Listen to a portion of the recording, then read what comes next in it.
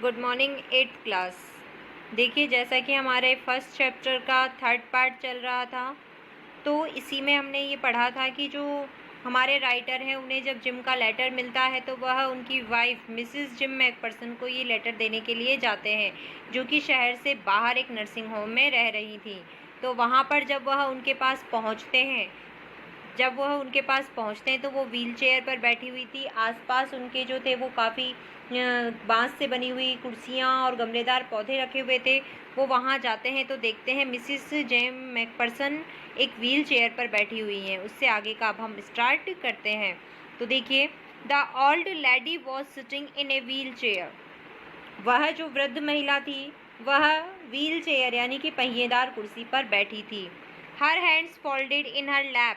उनके हाथ उनकी गोदी में थे। लैप यानी गोदी, फोल्डेड यानी मुड़े हुए। उनके हाथ मोड़कर उनकी गोदी में ही थे। He had silver white hair pinned into wispy bun, कि उन्होंने अपने बिल्कुल उनके बाल जो थे वो वाइट हो चुके थे।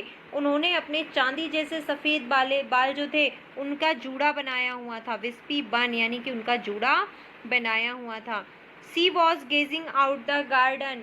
वह वहाँ बैठी बैठी बाहर बगीचे की तरफ लगातार एकटक देख रही थी। गेजिंग आउट यानी कि लगातार झांक रही थी। हेलो आई सेड, मैं उनके पास गया और मैंने उनसे कहा hello. She turn and looked up at me. वह घूमी और उन्होंने मेरी तरफ देखा। वैकेंटली, वो मुझे जानती नहीं थी इसलिए उन्होंने मुझे वैकेंटली यानी भाव शून्य होकर देखा।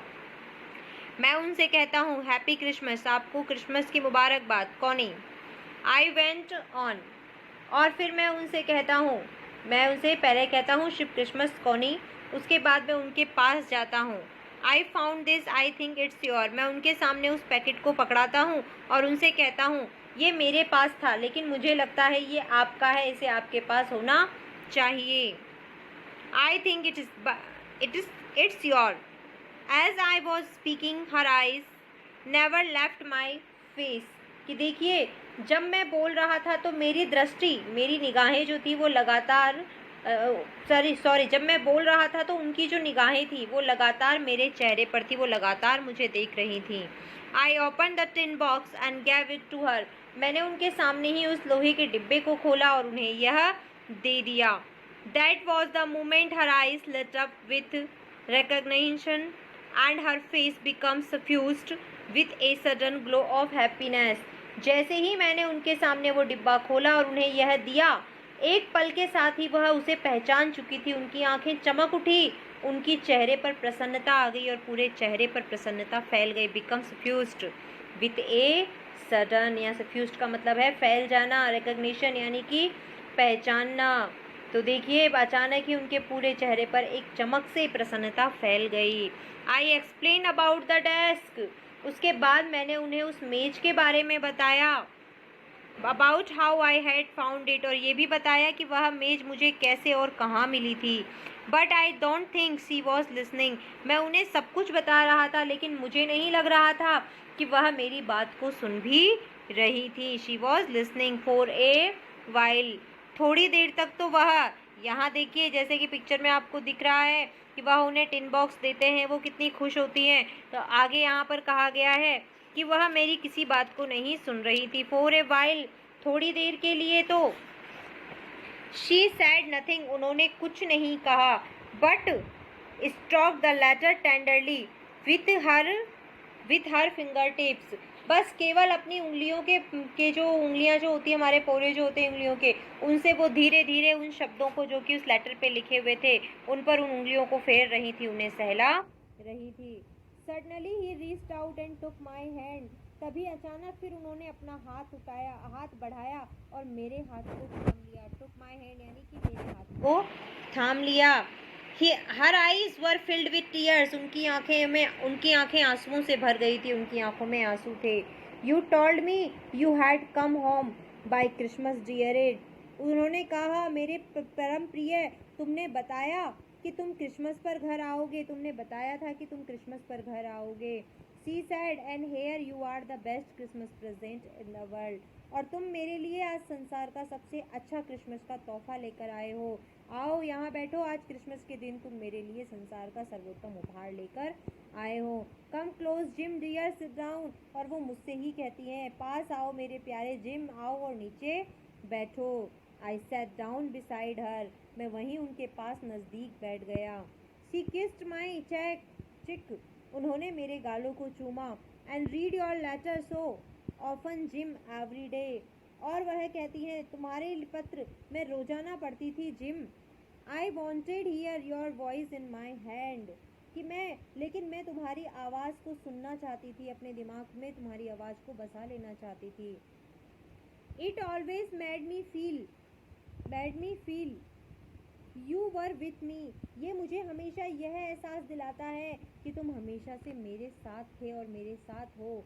And now you are. और अब जब तुम मेरे साथ हो, now you are back, you can read it to me yourself. लेकिन जब अब तुम वापस आ ही गए हो, तो क्यों ना तुम खुद ही इस लेटर को मुझे पढ़कर सुना दो।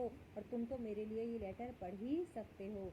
Would you do that for me Jim dear. क्या जिम तुम मेरे लिए ये करोगे, मेरे प्यारे जिम? क्या तुम ये मेरे लिए करोगे? I just want to hear your voice again. मैं तुम्हारी आवाज़ दोबारा सुनना चाहती हूँ जिम, मैं दोबारा तुम्हारी आवाज़ सुनना चाहती हूँ। I had long that so much. बहुत लंबा समय हो गया है, बहुत लंबा समय हो चुका है, मैं दोबारा तुम्हारी आवाज़ फिर से सुनना चाहती हूँ। And then perhaps we will have some tea. उसके बाद हम साथ मिलकर कुछ थोड़ी सी चाय भी साथ मिलकर पियेंगे। And then perhaps we have some tea. उसके बाद शायद हम फिर चाय भी साथ पियेंगे। I have made you a nice Christmas cake. तुम चिंता मत करो, मैंने तुम्हारे लिए बहुत ही अच्छा मीठी परत वाला वही क्रिसमस का केक भी बनाया है। Nice Christmas cake marzipan at around, जो बहुत खूब प्यारा सा है, मीठा सा है, जिसके ऊपर मर्जीपियन अराउंड यानी कि मीठी परत लगी हुई है, उसे भी मैंने लगाया है। तुम्हारे लिए मैंने क्रिसमस का केक बनाया है। I know how much you love marzipan. मैं जानती हूँ कि तुम्हें केक पर लगी हुई वो मीठी परत कितनी पसंद आती है। तो वह कहती है, देखिए यहाँ हमने अब जितना भी पढ़ा उसमें हम इतना तो समझ चुके हैं कि जो मिसेस जैकपर्सन थी वो काफ़ी वृद्ध होने के कारण जब हमारे जो राइटर हैं जिनका नाम है माइकल, वो जैसे ही उनके पास उनके हस्बैंड जिम का लेटर लेकर पहुँचते हैं, तो उस लेटर को पढ़ने जैसे ही वो लेटर उनके हाथ पहुँचता है, अचानक मिसिस जिम मैकपर्सन बहुत खुश हो जाती है, उनकी आंखों में एक अलग सी ही चमक आ जाती है और वह कुछ पल के लिए हमारे जो राइटर हैं माइकल, उनको ही जिन समझ बैठती है और उनसे कहती है कि मैं तुम्हारे लेटर हमेशा पढ़ा करती थी, लेकिन जब आज तुम मेरे पास आ ही गए हो तो मैं तुम्हारी आवाज़ सुनना चाहती हूँ। क्यों क्या तुम अपना ये लेटर मेरे लिए पढ़ नहीं सकते? तुम अपनी ही आवाज़ में मुझे ये लेटर पढ़कर बताओ। और वह माइकल को अपने ही पास बिठा लेती हैं और उनसे बातचीत करने लगती हैं और उनसे कहती हैं, तुम पहले मेरे लिए इस लेटर को पढ़कर मुझे सुनाओ, मैं तुम्हारी आवाज़ फिर से सुनना चाहती हूँ। उसे मैं अपने जहन में, अपने दिमाग में, अपने मस्तिष्क में बिठा लेना चाहती हूँ, जो हमेशा मेरे साथ रहे।